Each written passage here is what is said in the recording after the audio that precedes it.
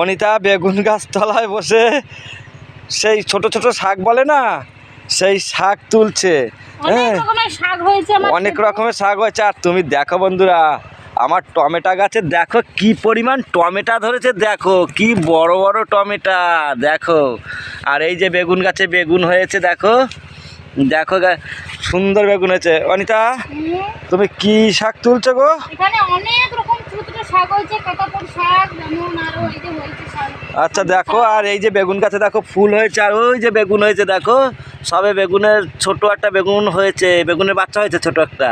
হ্যাঁ, বেগুনের কড়ি পড়েছে, সবে ফুল আর ফুটেছে। আমরা এই বেগুন দিয়ে আর মাছ দিয়ে ঝোল করে খাবার। আজকে বেগুন গাছতলায়, বেগুন গাছের গোড়ায় আর কি দেওয়া হলো, ওই খৈল। আর আমার লঙ্কা গাছগুলোর চেহারা কীরকম দেখো তো বন্ধুরা। আমার এটা কিন্তু সুন্দর একটা বাগিচা বানিয়েছি, সুন্দর। ওই দেখো, ওই যে মূলো ক্ষেত, ওই যে পালং শাক ক্ষেত, ওখানে লাল শাক ক্ষেত, ওখানে ধনেপাতা ক্ষেত। হ্যাঁ, আর এই দেখো কত জায়গায় দেখো কি করা আছে দেখো বন্ধুরা।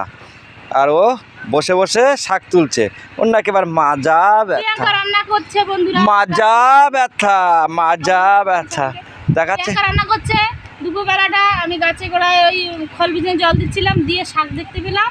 ভাবছি কাঁকড়া আছে কিছু, তার শাকটা একটু শাক তুলি, অনেকদিন মানে দেখে আমার খুব লোভ হচ্ছিল, তাই তুলছি। ও রান্না করছে, আমি একটু সময় পেয়ে গেলাম দুপুরবেলা, তাই একটা শাক তুলে নিচ্ছি। তাহলে বন্ধুরা একটু কমেন্ট করে জানিও যে আমার বেগুন গাছ বা টমেটো গাছগুলি কেমন হয়েছে, একটুখানি বলে দিও, আমি খুব খুশি হব। একটু কমেন্ট করে জানিও বন্ধুরা, আমি ভীষণ খুশি হব। তোমাদের জন্য আমি এত করছি, তুমি দেখো বন্ধুরা, একটু জানিও। টাটা।